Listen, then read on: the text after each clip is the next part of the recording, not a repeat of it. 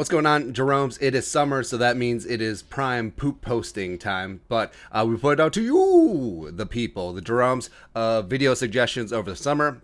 Ethan Griffith, Monthly Jerome, get that purple check mark, baby. A review on your reactions to the 2018 draft, and if you're right. I don't think we have many actual videos from 2018 up on, but we'll run through the draft and we'll give our thoughts on the top end picks as well as the Vikings class. Because remember, this was the Daniel Carlson draft, but it's a good time. So at the top of the draft, Baker Mayfield coming out of Oklahoma. I really like Baker. I do like the attitude. I do like the swag.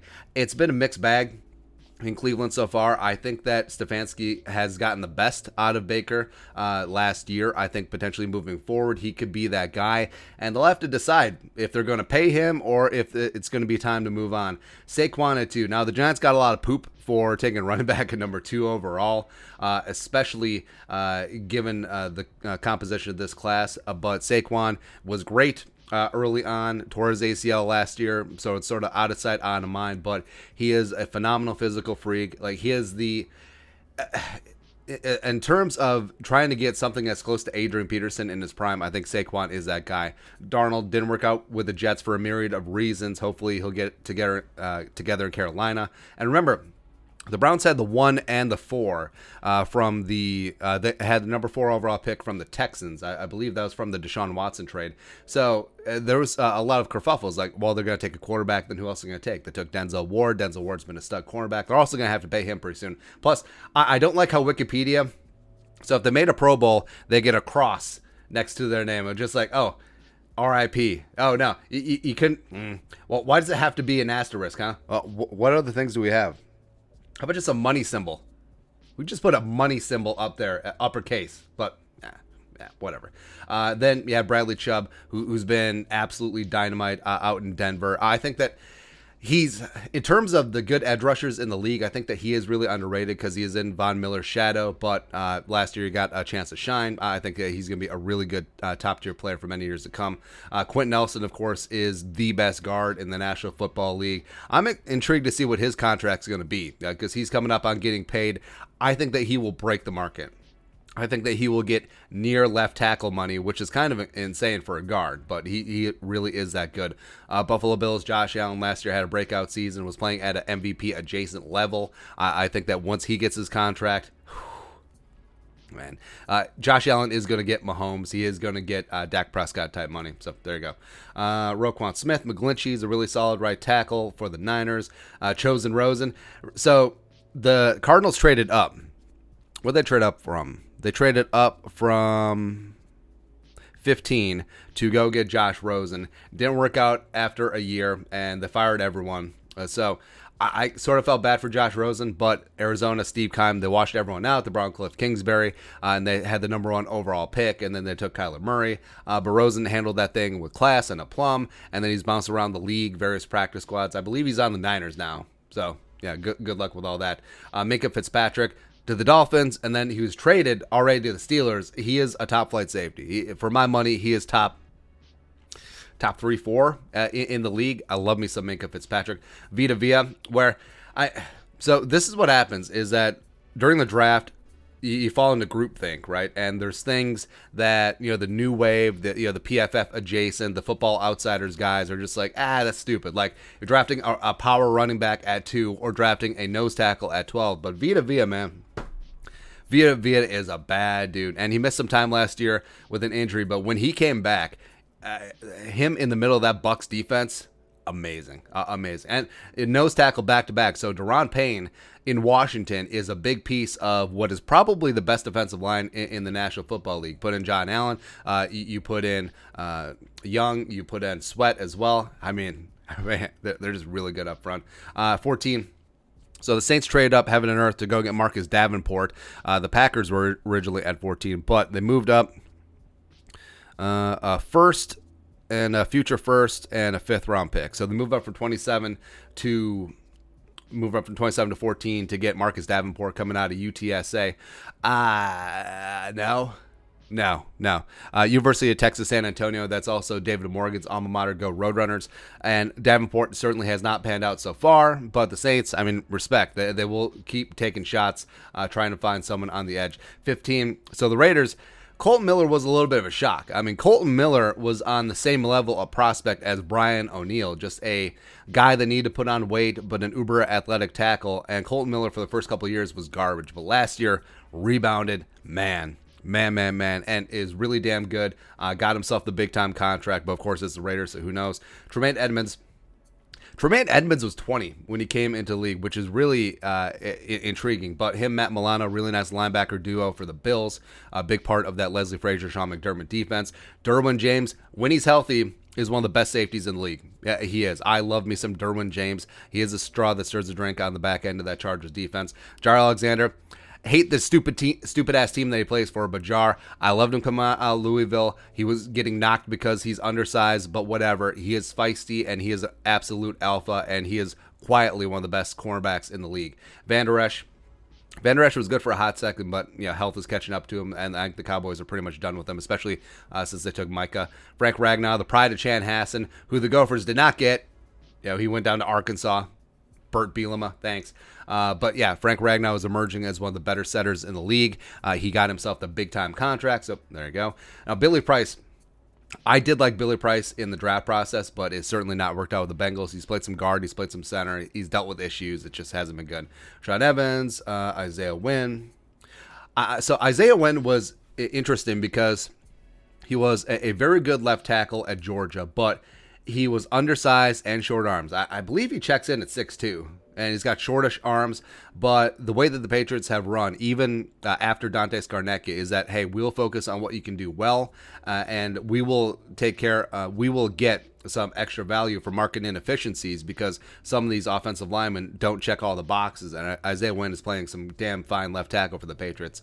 DJ Moore, I really like DJ Moore coming out of Maryland. Now, remember, Scott Turner, Scotty doesn't know, respect. I think that he just has something for about Maryland, something about College Park, go Terrapins, where Scott Turner is widely regarded as the guy who was standing on the table for Stephon Diggs in 2015 in the 5th round. And down in Carolina, when Norv and Scotty were there, I'm sure he had good things to say about DJ Moore. And DJ is really stepping up down in Carolina. Hayden Hurst, like the 75-year-old baseball player, now he's in Atlanta. Hayden Hurst and Kyle Pitts, the best tight end duo in the league. Great. Calvin Ridley with the Falcons. Woo! Absolutely just getting it done. Emerging as one of the young stars in the game.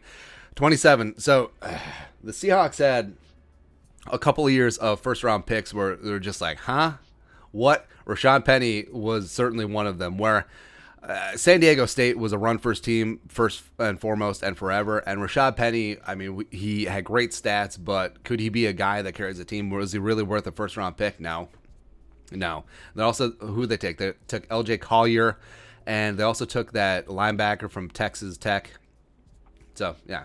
But Rashad Penny in this spot, no, certainly not working out. I mean, Chris Carson was a 7th-round pick out of Oklahoma State, and he's certainly lapped Rashad Penny. And also, it's even compounded because they took Rashad Penny before Nick Chubb. Yeah, it's not great. And remember, 2018 was the draft after the Minneapolis Miracle, so the Vikings were drafting 30.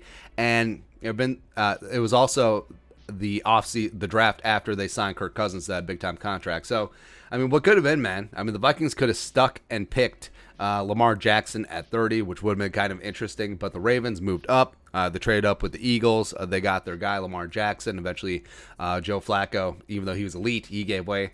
Patriots took Sony Michel, a fine short yardage running back, but certainly not on the level of his teammate at Georgia, Nick Chubb. Mike Hughes, I think the Vikings at the time got really good value with Mike Hughes. For me, Hughes was up there in terms of with the Jair Alexanders of the world. He was below Denzel Ward, but it's whatever. But certainly did not work out. Now, if Hughes had stayed healthy with the ACL and the neck, you do wonder what could have been, but he didn't, so you don't. And then Taven Bryan. I love me some Taven Bryan at Florida, man, but it just simply has not worked out with the Jaguars. But, I mean, just a guy that had some power, had some penetration, also decent against the run. It just really has not worked out at Duval at all. And then, so at 30, The Vikings went corner. Vikings fans were very upset because they wanted a offensive lineman, notably Will Hernandez. Will Hernandez was sort of the stand-in for the I want an offensive lineman, where Hernandez wasn't really a scheme fit. I thought that he was more sizzle than he was steak at UTEP. You do have to factor in level of competition. He was okay at the start with the Giants. He was abysmal last year. But I was much more bullish on guys like Austin Corbett. I was much more in on guys like Braden Smith. I was much more in on guys like Connor Williams. So I have under good authority that if Connor Williams had slipped by the Cowboys at 50, that the Vikings were going to make a move to go up and go get him. Now, it works out that they didn't, because they took Brian O'Neill at 62 as opposed to moving up for Connor Williams, who has not really panned out well at guard for the Cowboys, which, it's just knife edge of history moments, just the Alcom's razor moments is really interesting. Also, there was a big push. There was a really big push for the Vikings to pick up Dallas Goedert at the time. So the funny thing was that Goedert grew up in South Dakota, played at South Dakota State University, was a really good tight end, but he's a local-ish angle on the bit. But Goddard grew up as a Packers fan, I believe. He was named after the Dallas Cowboys, and now he plays for the Eagles. That's like the trifecta of I don't like you. But yeah, Austin Corbett was a great scheme fit, could play all 5 positions, and is whatever with the Browns at this point. Actually, wait, is he traded? Where'd he end up? I think they moved him. Yeah, he went to the Rams. He was traded after 2 years for a 5th-round pick. So I guess it's not working out. Maybe we can get him. Who knows? But yeah, the Browns do have one of the best offensive lines in the game, and Austin Corbett apparently did not work out. Nick Chubb, Braden Smith. Braden Smith is interesting so he was a guard at Auburn, a guard, and then the Colts picked him up, and it was like, all right, well, the initial reaction was like, oh, you just drafted 2 guards, but no, they kicked Braden Smith out to right tackle. He's been one of the better young right tackles in the game, so respect there. Rojo didn't work out. I like James Daniels a lot and toss him into if the Vikings went offensive line at 30, because I thought James Daniels, a lot like Tyler Lindenbaum, a lot like some of the undersized centers that they have coming out of Iowa, perfect for what they want to do in terms of outside zone, but of course is going to have the same issues holding up in one-on-one spots, and you see that with Daniels when he's healthy with the Bears. But I think that he's a talented player when he can stay healthy. Cortland Sutton out of SMU, I liked him a lot. Go Mustangs. Had ACL last year, but he is probably top 15 wide receiver. I think that's fair. See, Landry didn't work out. Gasecki's, whatever. Oh, Kerryon Johnson, which is also the name of Ontario Smith when he rides a plane. There you go. Dante Pettis. I like Dante Pettis a lot coming out of Washington, but it did not work out at all. Josh Jackson, I don't want to wait for his career to be over. So Breland Speaks was a bad man at Ole Miss and 2nd-round pick by the Chiefs, and that knee just did not work out. And the Vikings actually had him in for a workout a couple months ago, but they didn't go for it. They got the other Breland from the Chiefs. There you go. Christian Kirk. Kirk is like he's a high-end wide receiver 3. He's a low-end wide receiver 2. I think that's where he slots in right now with the Cardinals. Wusu, Connor Williams, we talked about. Anthony Miller. I like Miller. Yeah, it's definitely not worked out with the Bears. Slot-only guy is just certainly not there. MJ Stewart. So MJ Stewart was teammates with Mike Hughes in North Carolina back in the day, because Mike Hughes actually started out at UNC and then had to transfer. Didn't work out. Jesse Bates is probably the most underrated safety in the league at this point. Duke Dawson, P.J. Hall. Oh, Vikings legend P.J. Hall. Man, so remember P.J. Hall, the Raiders were going to cut him. And then the Vikings had like a conditional 7th-round pick trade in there. Where you see what happens, where a team announced that they're going to cut him, or it comes out through Schefter or whatnot that this team is going to cut this player, and the team swoops in and gives them like a 7th-round pick, right? And the Vikings did that with P.J. Hall, defensive tackle, trying to shore up that interior. It was after Michael Pierce had opted out due to COVID, but then Hall failed his physical, and then they just cut him, and then the Texans signed P.J. Hall, and he actually played some decent football last year. Actually, I think he played for the Texans in the game against the Vikings. Was that week 4? Something like that. Isaiah Oliver, I liked him coming out of Colorado, but it was similar issues with Jair Alexander, where you worried about the size. Oliver was maybe 180 pounds soaking wet, and has not worked out. Darius Geis, oh boy, lots of talent, but just did not work out. James Washington. where the Steelers have been really good at drafting wide receivers. Washington is a really souped up wide receiver 4, but not what you want in the second round. DJ Chark, now he's that freaking guy. Of course, we got Brian O'Neill. Of course, we got Carlton Davis. Is he the kick 6 guy? No, that was another Davis. Yeah, but the real deal, Brian O'Neill, where if you look at the distribution of the offensive linemen, now we're getting into Christian, now we're getting into, Martius Rankins coming out of Mississippi State, not so much, Orlando Brown, where you're getting towards the back end of the high-end offensive linemen. And Orlando Brown Jr. was a wild card because of his whatever combine. And it wasn't so much that he's not athletically gifted. We saw that with the Ravens, and we're going to see that with the Chiefs. It was more he had a bad day, and he just clocked out. For whatever reason, he just sort of gave up. And that's why he put up such historically poopy numbers at the combine. But, I mean, the Vikings, lightning in a bottle. Brian O'Neill, one of the higher-end young right tackles in the game, getting him at 62. And here's how this works. Like, if the Vikings had drafted, say, Will Hernandez at 30, which a lot of Vikings fans wanted to do, I don't think they take Brian O'Neill at 62, even if he's available. Because I don't see the Vikings at that time going O-line, O-line. I just don't. So the Vikings could have took Will Hernandez at 30, and it could have not worked out. And then what? Carlton Davis at 62 or something like that, because that Zimmer's going to want to go after his defense. So that's whatever at that point. All right, so let's look up the rest of the Vikings picks. So Jalen Holmes at the top of the 4th round. At the time, I was really meh on the pick, where I liked Holmes at Ohio State. He was surrounded by a lot higher-end talent.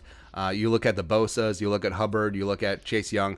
But Holmes' ceiling was going to be a rotational guy. And I don't think you want to take that at the top of the 4th round. Like, you'd rather roll the dice. But you liked Holmes. I believe he was a team captain at Ohio State. But even though he's had opportunities, just hasn't really gotten it done. I mean, he should have, if he was going to bust out Shipman last year, when he had all the opportunity in the world with Daniel out and injuries up front, but just really did not happen. And now he's in the final year of his rookie deal. Tyler Conklin, a.k.a. Gronklin, in the 5th round, coming out of Central Michigan, former basketball player. Now, what dropped Conklin is that he did have higher end, late day 2, early day 3 talent. But his 2016 tape was phenomenal. 2017, he dealt with a bunch of injuries and, at Central Michigan in the MAC, out of sight, out of mind. But yeah, you're seeing that Gronklin is an underrated athlete and is a really good receiver, underrated blocker as well. So him and Irv Smith, it's not so much a tight end 1, tight end 2 situation. It's a 1A, 1B, and we'll take that. And then 5th round, Adios mio, Daniel freaking Carlson. So, yes, the Vikings taking a kicker, blah, blah, blah, blah, blah. He was phenomenal in college, but cutting him after 2 weeks was a massive mistake. And you saw, like, his issues were easily correctable with his personal kicking coach, something that Mike Prefer completely overlooked. And Carlson now is a nail driver for the Raiders. He probably should have been a Pro Bowler recently. So, just another mistake. But hell, if the Vikings didn't go kicker, they could have gone Jamarco Jones in this spot, an offensive lineman that I liked. Hasn't really done a lot in the league. But, of course, they could have had Perry Nickerson, who is currently on the Vikings. But, of course, this is hindsight being 2020, but it's still pretty funny. And then 6th round, they got Colby Gossett and Aude Aruna. Now, I was pretty fired up about Gossett. He was a pretty solid scheme fit and also had plus size, but he was cut. Straight away, making the 53. Ended up on the Cardinals, I believe, and started in a handful of games. So that talks to you how good the Cardinals' offensive line was. Aude Aruna, I liked him come out of Tulane. He was another basketball player. Him and Gronklin got after it on the court, and I think that he was an older prospect. He might have been 25 when the Vikings drafted him, but solid athleticism, good length is something that Patterson always wants in the late rounds. But Aude, he tore his ACL against the Jaguars in preseason, and that was pretty much all she wrote. It's really unfortunate. Devontae Downs was a bad dude at California, man. But what dropped him is that he tore his ACL his final year at Berkeley, and he probably would have been like a 4th, 5th round pick. So the Vikings got massive value here, and he played some really good special teams his rookie season and didn't work out the rest of the way. I believe he's on the Niners now. Let's take a look. It's in the book. Oh, he's on the Giants. I'm really smart. Was he ever on the Niners? He was never on the Niners. Who am I thinking? Oh, I'm thinking of Elijah Lee, the pride of Kansas State. Yeah, getting our late round linebackers mixed up. And also, you remember, this was the summer of UDFAs. So Holton Hill coming in, easily could have been a mid-round pick, except for the weed. Also, what's amazing is that he is not currently on a 90-man roster, so I think that his career might be done. The marvelous Mike Boone coming out of Cincinnati, just an absolute physical freak. Look up his spider chart when you have a chance. Of course, Chad Beebe, and Beebe accessories. So that's a pretty good UDFA class. But overall for the Vikings in this one, it's a hit with Brian O'Neill. It's you gave up way too soon on Daniel Carlson, a bust with Mike Hughes, a whatever with Jalen Holmes. So, I mean, we're only 3 years removed from this draft. Well, 4 years removed from this draft. And the fact we're at this stage, Gronklin's a keeper. Yeah. It's pretty much par for the course for how drafts go. But your thoughts on our thoughts looking back at the 2018 NFL Draft, let us know in the comment section below. Subscribe for daily Vikings takes. Want to support that work, post something to Venmo. But until next time, Skull Production Value.